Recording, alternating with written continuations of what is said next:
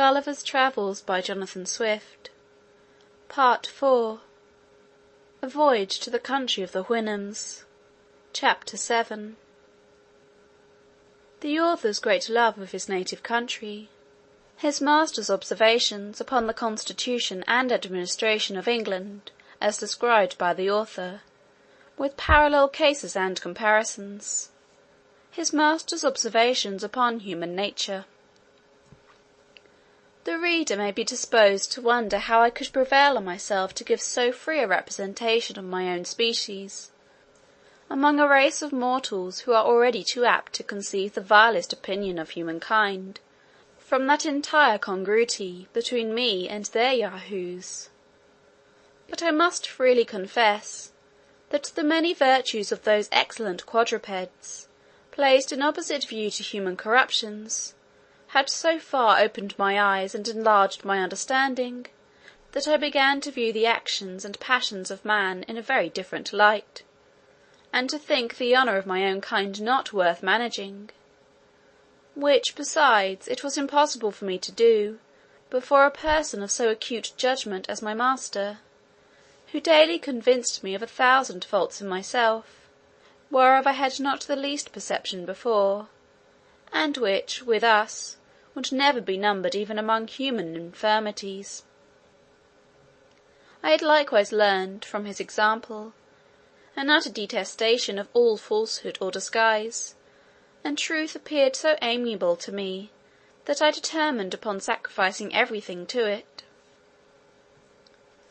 Let me deal so candidly with the reader as to confess that there was yet a much stronger motive for the freedom I took in my representation of things. I had not yet been a year in this country before I contracted such a love and veneration for the inhabitants,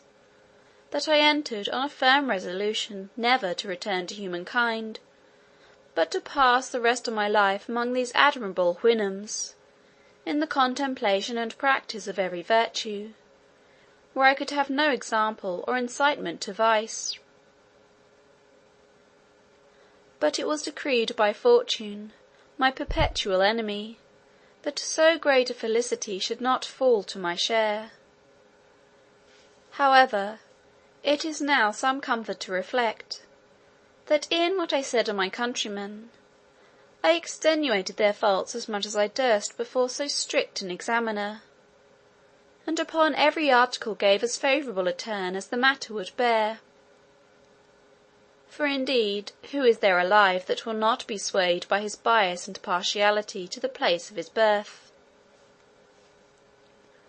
I have related the substance of several conversations I had with my master during the greatest part of the time I had the honour to be in his service, but have indeed, for brevity's sake, omitted much more than is here set down. When I had answered all his questions, and his curiosity seemed to be fully satisfied, he sent for me one morning early, and commanded me to sit down at some distance, an honour which he had never before conferred upon me. He said, he had been very seriously considering my whole story, as far as it related both to myself and my country; that he looked upon us as a sort of animals, to whose share, by what accident he could not conjecture, some small pittance of reason had fallen, whereof we made no other use than by its assistance, to aggravate our natural corruptions, and to acquire new ones, which nature had not given us; that we disarmed ourselves of the few abilities she had bestowed, had been very successful in multiplying our original wants, and seemed to spend our whole lives in vain endeavours to supply them by our own inventions; that, as to myself, it was manifest I had neither the strength nor agility of a common Yahoo; that I walked infirmly on my hinder feet, had found out a contrivance to make my claws of no use or defence, and to remove the hair from my chin, which was intended as a shelter from the sun and the weather; lastly, that I could neither run with speed, nor climb trees like my brethren, as he called them, the Yahoos in his country. that our institutions of government and law were plainly owing to our gross defects in reason, and by consequence in virtue, because reason alone is sufficient to govern a rational creature, which was therefore a character we had no pretence to challenge, even from the account I had given of my own people, although he manifestly perceived that, in order to favour them, I had concealed many particulars, and often said the thing which was not. He was the more confirmed in this opinion, because he observed, that as I agreed in every feature of my body with other Yahoos, except where it was to my real disadvantage in point of strength, speed, and activity, the shortness of my claws, and some other particulars where nature had no part, so from the representation I had given him of our lives, our manners, and our actions, he found as near a resemblance in the disposition of our minds. He said, the Yahoos were known to hate one another, more than they did any different species of animal,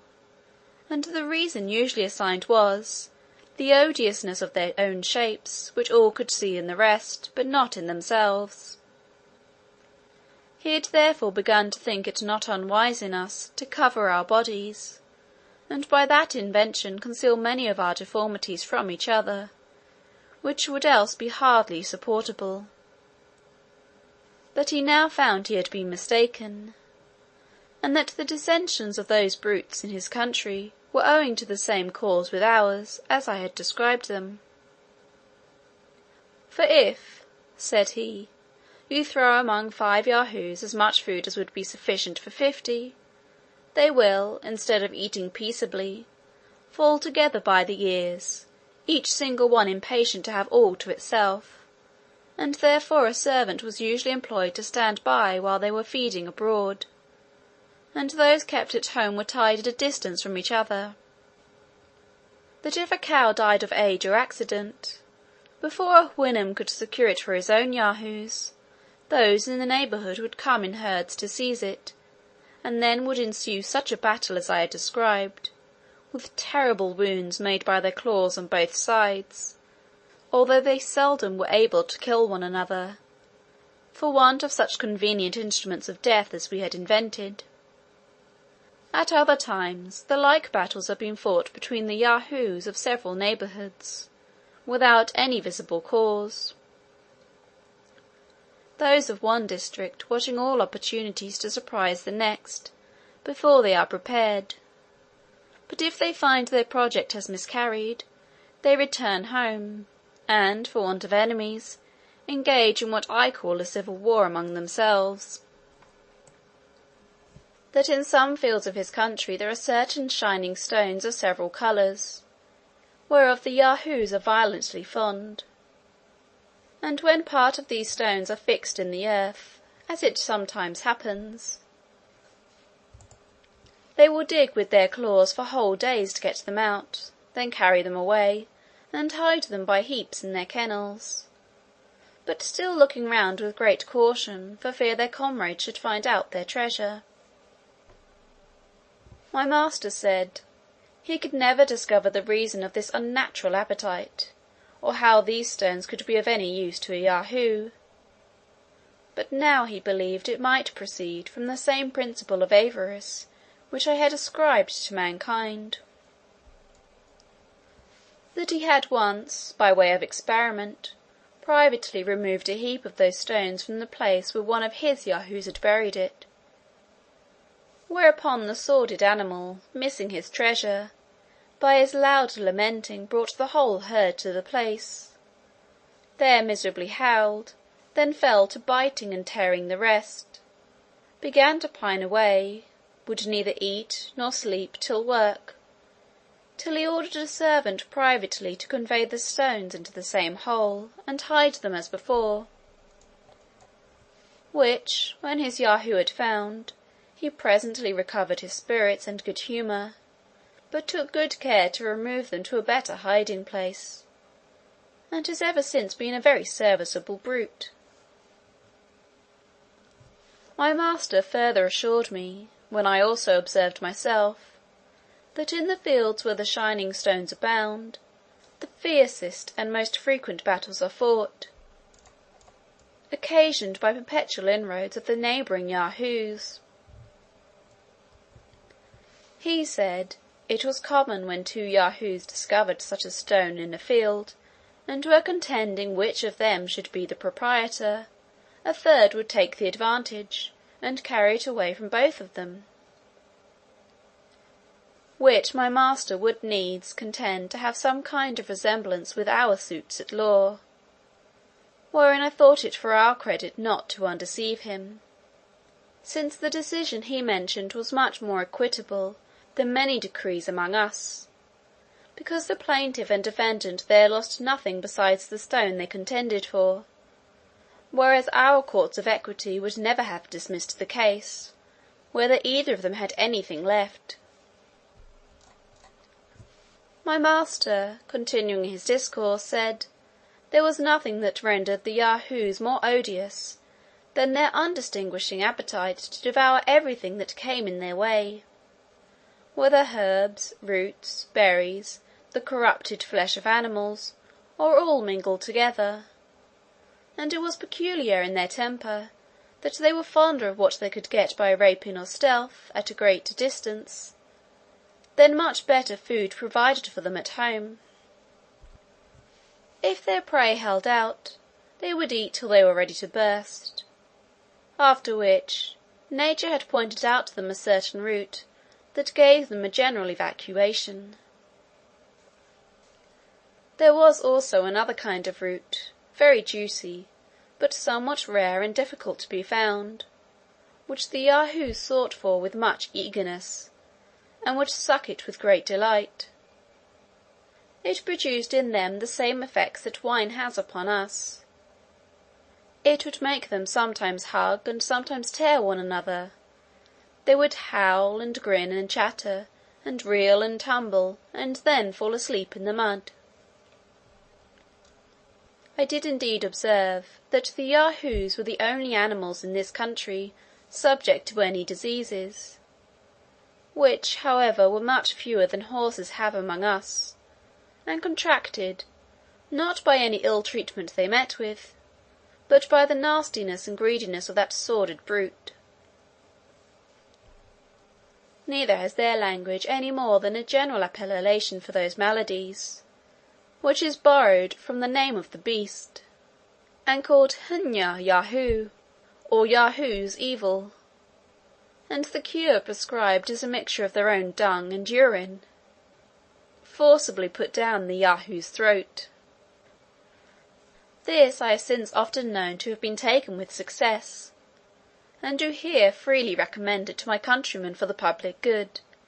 as an admirable specific against all diseases produced by repellation.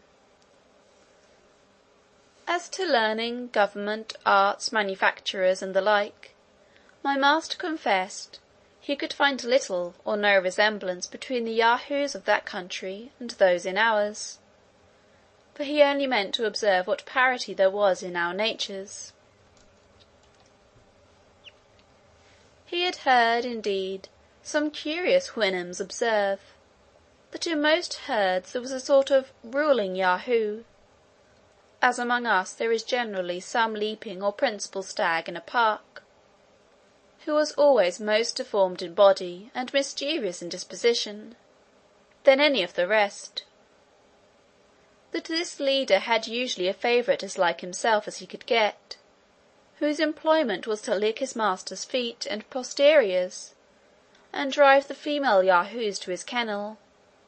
for which he was now and then rewarded with a piece of ass's flesh.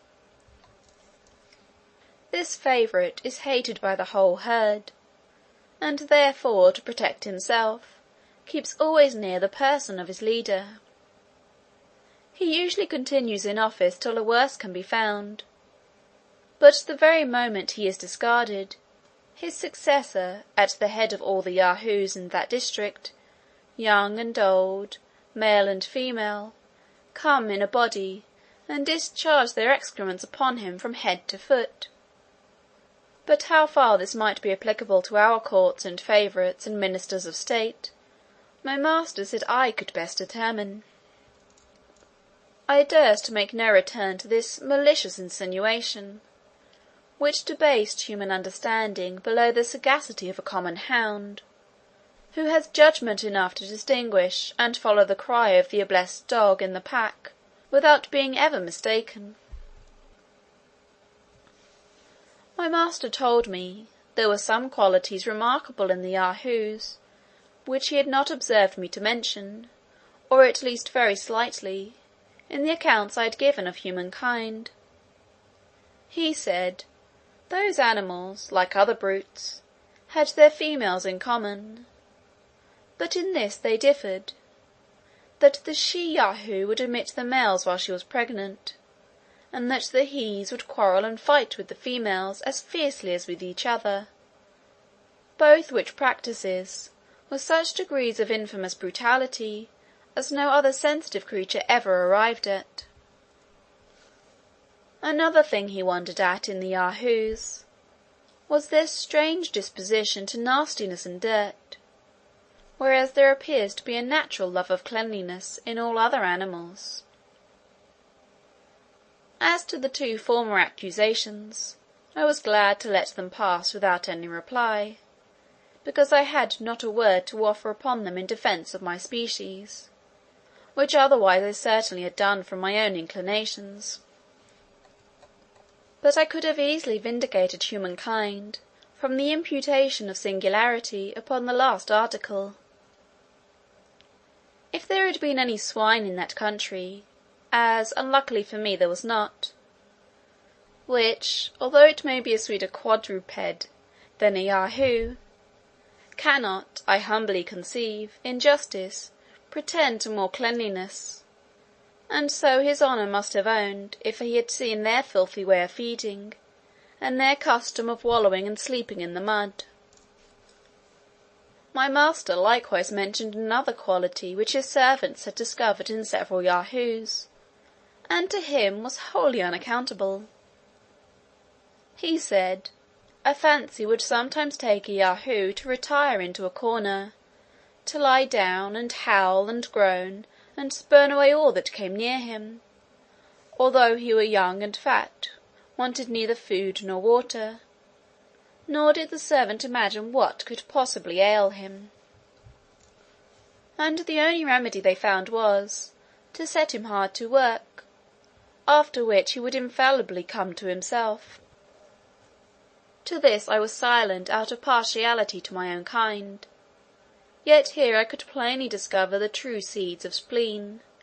which only seizes on the lazy, the luxurious, and the rich, who, if they were forced to undergo the same regime, I would undertake for the cure. His honour had further observed, that a female Yahoo would often stand behind a bank or a bush, to gaze on the young males passing by, and then appear and hide, using many antic gestures and grimaces, at which time it was observed that she had a most offensive smell, and when any of the males advanced, would slowly retire, looking often back, and with a counterfeit show of fear run off into some convenient place, where she knew the male would follow her. At other times, if a female stranger came among them, 3 or 4 of her own sex would get about her, and stare and chatter and grin, and smell her all over, and then turn off with gestures that seemed to express contempt and disdain. Perhaps my master might refine a little in these speculations, which he had drawn from what he had observed himself, or had been told by others. However, I could not reflect without some amazement and much sorrow, that the rudiments of lewdness, coquetry, censure, and scandal should have place by instinct in womankind. I expected every moment that my master would accuse the Yahoos of those unnatural appetites in both sexes, so common among us. But nature, it seems, has not been so expert a schoolmistress, and these politer pleasures are entirely the productions of art and reason on our side of the globe. End of Part IV, Chapter 7.